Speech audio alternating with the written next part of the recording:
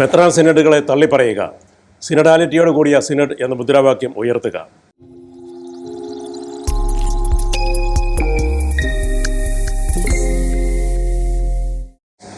പ്രിയപ്പെട്ടവരെ, വളരെ താമസിച്ചു പോയി എന്നറിയാം. എങ്കിലും എല്ലാവർക്കും എൻ്റെ ക്രിസ്മസ് നവവത്സരാശംസകൾ.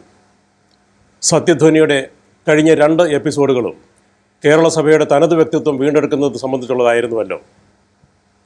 ഈ 2 വീഡിയോകളിലും ഏറെ സമയവും പാശ്ചാത്യ പൗരസ്ത്യ റോമൻ സഭകളുമായി ഉണ്ടായ ബന്ധത്തിൽ എങ്ങനെയാണ് ഈ സഭയ്ക്ക് സ്വന്തം തനിമ നഷ്ടമായത് എന്ന് വിവരിക്കുകയായിരുന്നു ഞാൻ.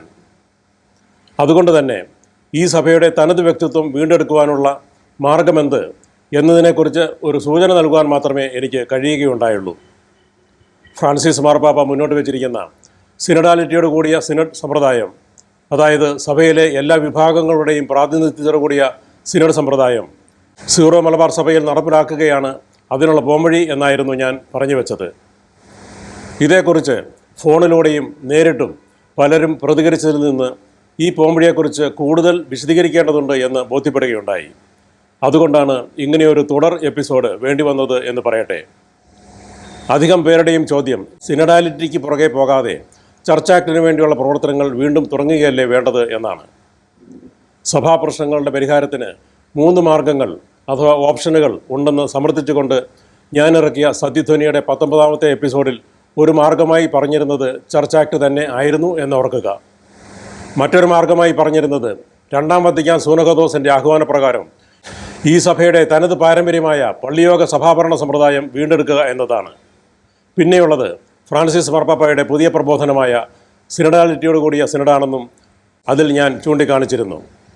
ഈ 3 മാർഗങ്ങളും സഭയിൽ ജനാധിപത്യം കൊണ്ടുവരാൻ ഉദ്ദേശിച്ചുള്ളതാണ്. ജനാധിപത്യത്തിന് പകരം മെത്രാനാധിപത്യം അരങ്ങു വാഴുന്നതാണ് സഭയിലെ ഇന്നത്തെ എല്ലാ പ്രശ്നങ്ങൾക്കും കാരണമെന്നതിനാൽ ഇവയിൽ ഏത് മാർഗവും സഭയിലെ പ്രശ്നങ്ങൾക്ക് പരിഹാരമാണ്.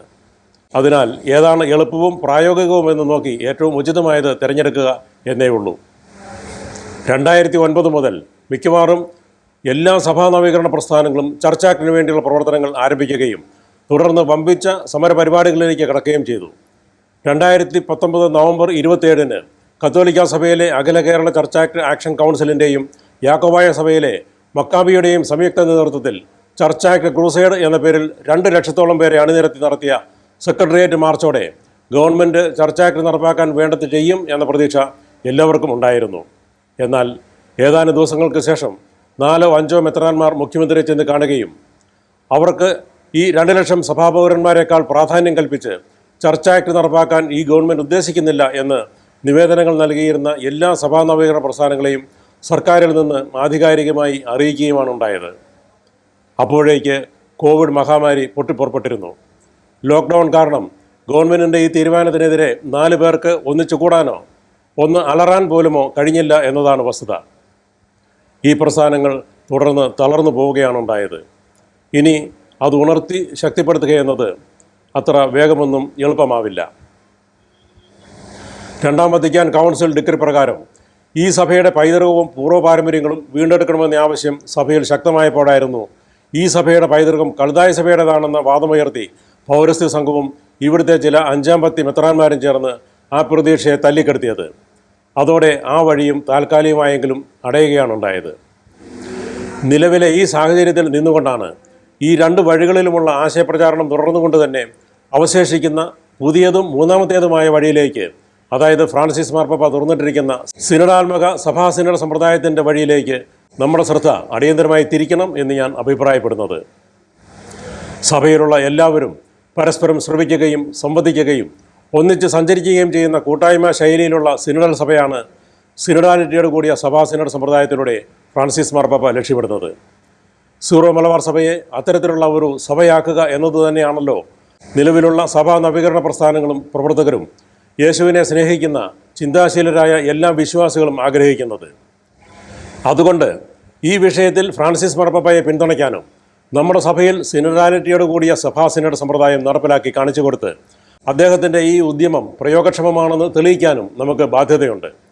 കാരണം ലോകത്തിലെ മറ്റേത് സഭയേക്കാളും കേരളത്തിലെ ഏത് സഭയ്ക്കും അത് എളുപ്പമാണ്. എന്തുകൊണ്ടെന്നാൽ അത് കേരള സഭയുടെ രക്തത്തിൽ മുമ്പേ തന്നെ അലിഞ്ഞു ചേർന്നിട്ടുള്ളതാണ്. സിനഡാത്മക സിനഡ് സമ്പ്രദായം എന്ന ആശയത്തിൻ്റെ വികസിത രൂപമായ 3 തട്ടുകളുള്ള പള്ളിയോഗ സഭാഭരണ സമ്പ്രദായം 16 നൂറ്റാണ്ടുകാലം അഭംഗരം നിലനിർത്തിയ സഭയെന്ന നിലയിൽ പുതിയ പേരിലുള്ള ഈ സമ്പ്രദായത്തെ ഉൾക്കൊള്ളുകയെന്നതും നടപ്പിൽ വരുത്തുകയെന്നതും പൗരാണിക നസ്രാണി സഭയുടെ ഭാഗമായ സീറോ മലബാർ സഭയ്ക്ക് താരതമ്യേന എളുപ്പമാണ്. സിനഡാത്മക സിനഡ് സംബന്ധിച്ച് 2021 ഒക്ടോബറിൽ നടന്ന ആദ്യ സിനഡിനെ തുടർന്ന് ഒരു വർഷത്തിനുള്ളിൽ തന്നെ അതേ സിനഡാലിറ്റി ശൈലിയിൽ എറണാകുളം അങ്കമാലി അതിരൂപത മഹാസമ്മേളനം ആർച്ച് ബിഷപ്പ് ആന്റണി കരിയലിൻ്റെ നേതൃത്വത്തിൽ നടന്നുവെന്നത് ഇതിന് തെളിവാണ്. സിനഡാത്മക സിനഡ് സമ്പ്രദായത്തിൻ്റെ നടപ്പാക്കൽ എളുപ്പമാക്കുന്ന അനുകൂല ഘടകങ്ങൾ വേറെയുമുണ്ട്. 1. സഭാ സിനഡ് സംബന്ധിച്ച ഈ പുതിയ പ്രബോധനം മുന്നോട്ട് വച്ചിരിക്കുന്ന പോപ്പ് ഫ്രാൻസിസ് ഇപ്പോഴും ഈ സഭയിൽ മാർപ്പാപ്പ സ്ഥാനം അലങ്കരിക്കുന്നു. അതുകൊണ്ട് തന്നെ സിനഡാത്മക സഭാ സിനഡിനു വേണ്ടി സീറോ മലബാർ സഭയിൽ ഒരു മുന്നേറ്റമുണ്ടായാൽ അതിന് അദ്ദേഹത്തിൻ്റെ എല്ലാ പിന്തുണയും ഉണ്ടാകും. 2. എറണാകുളം അങ്കമാലി അതിരൂപത സമൂഹം ഈ മുന്നേറ്റത്തിന് നേതൃത്വം കൊടുക്കുന്ന പക്ഷം മാർപ്പാപ്പയുടെ കൽപ്പന ധിക്കരിച്ചവർ എന്നും മറ്റുമുള്ള വിമർശനങ്ങൾക്ക് അത് മറുപടിയാകുകയും ആ പഴി ഇപ്പോഴത്തെ സിനഡ് മെത്രാന്മാരുടെയും അനുകൂലികളുടെയും ചുമലിലേക്ക് വീഴുകയും ചെയ്തുകൊള്ളും. 3. 2021 മുതൽ ഇന്നുവരെ വത്തിക്കാനിൽ പോപ്പ് ഫ്രാൻസിസിൻ്റെ നേതൃത്വത്തിൽ സിനഡാലിറ്റിയെക്കുറിച്ചുള്ള സിനഡ് അഥവാ സിനഡ് ഓൺ സിനഡാലിറ്റി എന്ന വിഷയത്തിൽ നടന്ന എല്ലാ സിനഡുകളിലും നമ്മുടെ മെത്രാന്മാർ പങ്കെടുത്തിരുന്നു. ഈ പുതിയ സിനഡ് സമ്പ്രദായത്തിനെതിരെ അവരാരും എന്തെങ്കിലും പറഞ്ഞിട്ടുള്ളതായി റിപ്പോർട്ട് ചെയ്യപ്പെട്ടിട്ടില്ല. അതുകൊണ്ട് ഈ സിനഡാത്മക സിനഡ് സമ്പ്രദായത്തെ തത്വത്തിലെങ്കിലും അംഗീകരിച്ചിട്ടുള്ളവരാണ് അവർ എന്ന് കരുതേണ്ടിയിരിക്കുന്നു. എങ്കിലും അവർ ഉറപ്പായും എതിർക്കും എന്നത് തീർച്ചയാണ്. പക്ഷേ അതിന് ബലം ഉണ്ടാവുകയില്ല. 4. കേരള നസ്രാണി സഭയുടെ പൈതൃക പാരമ്പര്യങ്ങളുടെയും അന്തസത്തയിൽ ചർച്ച് ആക്ടിൻ്റെയും വിത്തുകളടങ്ങിയ സിനഡാത്മക സിനഡ് സമ്പ്രദായം എന്ന ലക്ഷ്യത്തിൽ കേരളത്തിലെ മുഴുവൻ സഭാ നവീകരണ പ്രസ്ഥാനങ്ങൾക്കും പ്രവർത്തകർക്കും മാത്രമല്ല ആത്മീയതയിൽ ഊന്നുകയും യേശുവിൻ്റെ പ്രബോധനങ്ങളിൽ വിശ്വസിക്കുകയും ചെയ്യുന്ന സകലർക്കും ഒന്നിച്ചു വരാൻ കഴിയും. കാരണം ഈ സിനഡ് സമ്പ്രദായം മെത്രാനാധിപത്യ സഭാ സമ്പ്രദായത്തെ തകർത്ത് സഭയിൽ ജനാധിപത്യം കൊണ്ടുവരാൻ മാത്രമല്ല സഭയെ ആധ്യാത്മിക പരിവർത്തനത്തിലേക്ക് നയിക്കാനും പര്യാപ്തമാണ്. 5. സിനഡാത്മക സിനഡ് സമ്പ്രദായത്തെ പിന്തുണച്ച് മറ്റ് രാജ്യങ്ങളിൽ കാത്തലിക് റിഫോം ഇൻ്റർനാഷണൽ പോലുള്ള ജനകീയ പ്രസ്ഥാന നെറ്റ്വർക്കുകളും വിജിൻഗാർഡ് ഇൻസ്റ്റിറ്റ്യൂട്ട് ഫോർ കാത്തലിക് റിസർച്ച് പോലുള്ള സ്ഥാപനങ്ങളും സജീവമാണ്. ഇത് പോപ്പ് ഫ്രാൻസിസ് വിഭാവനം ചെയ്യുന്ന സിനഡൽ ചർച്ച് എന്ന ആശയം ആഗോളതലത്തിൽ വളർന്ന് മുന്നോട്ട് പോകുന്നു എന്നതിന് തെളിവാണ്.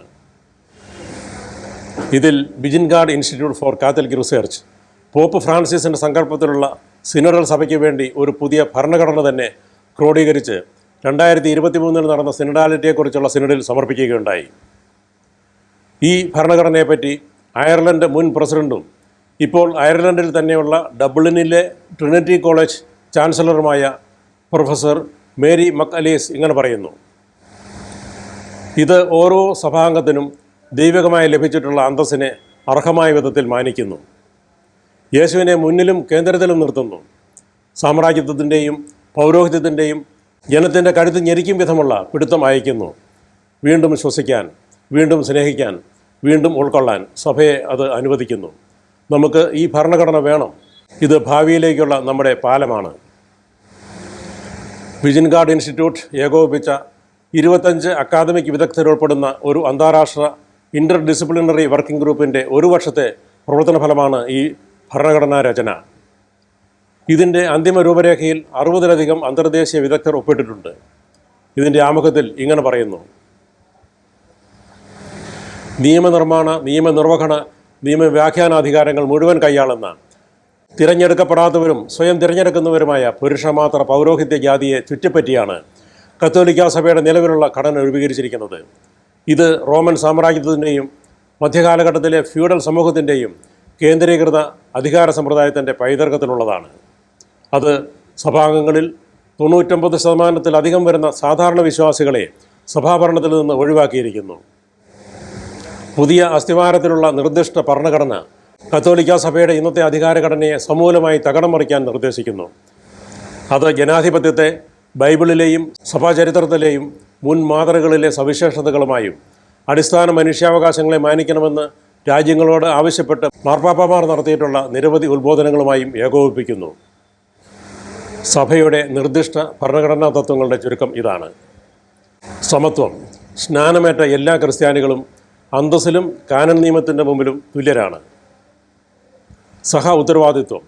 പൊതുവായ സ്നാനത്താൽ ഓരോ ക്രിസ്ത്യാനിയും മുഴുവൻ സമുദായത്തിൻ്റെയും ഉത്തരവാദിത്വം പങ്കിടുന്നു. പ്രാതിനിധ്യം.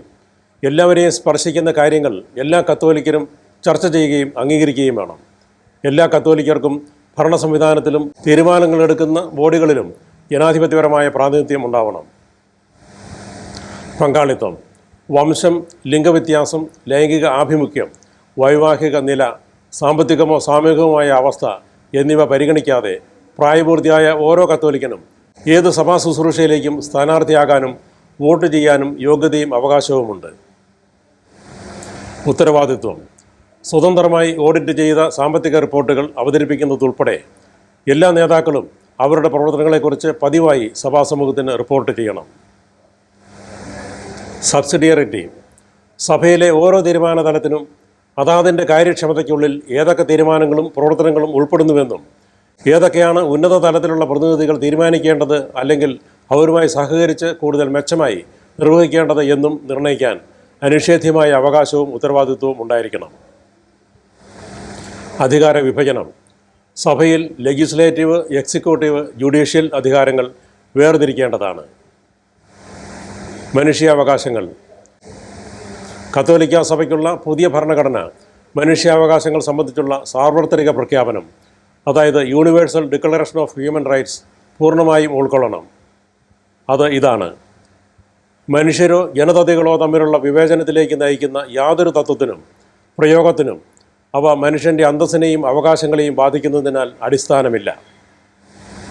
ഇതിനിടെ ഇന്നത്തെ സഭയെ സിനഡൽ സഭയാക്കാനുള്ള പരിശ്രമത്തിൻ്റെ ഭാഗമായി സിനഡുമായി ബന്ധപ്പെട്ട വത്തിക്കാനിലെ secretariat working document for the continental stage എന്ന പേരിൽ 4 ഭാഗങ്ങളായി 109 പ്രധാന ഖണ്ഡികകളുള്ള ഒരു സുപ്രധാന രേഖ 2002 ഒക്ടോബറിൽ പ്രസിദ്ധീകരിക്കുകയുണ്ടായി. പ്രിയപ്പെട്ടവരെ, സിനഡാത്മക സിനഡ് സമ്പ്രദായത്തിലൂടെ രൂപപ്പെടുന്ന യേശുവിനെ മുന്നിലും കേന്ദ്രത്തിൽ നിർത്തുന്നതും മാനുഷിക മുഖമുള്ളതുമായ ഭാവി കത്തോലിക്ക സഭയുടെ ബ്ലൂ പ്രിൻ്റാണ് ഇതുവരെ ഞാനിവിടെ ചുരുക്കമായി വരച്ചു കാട്ടിയത്. ഇനി ഇതുമായി സീറോ മലബാർ സഭയുടെ ഇപ്പോഴത്തെ സിനഡ് സമ്പ്രദായത്തെ നമുക്ക് തട്ടിച്ചു നോക്കി വിലയിരുത്തേണ്ടിയിരിക്കുന്നു. പക്ഷേ അതിലേക്ക് ഇപ്പോൾ കടന്നാൽ ഈ എപ്പിസോഡ് വല്ലാതെ നീണ്ടുപോകും എന്നതിനാൽ ആ ഭാഗം അടുത്ത എപ്പിസോഡിലേക്ക് മാറ്റിവെക്കുകയാണ്. അതുകൊണ്ട് ഇപ്പോൾ തൽക്കാലത്തേക്ക് നിർത്തട്ടെ. എന്നെ ഇതുവരെ ശ്രമിച്ച എല്ലാവർക്കും നന്ദി.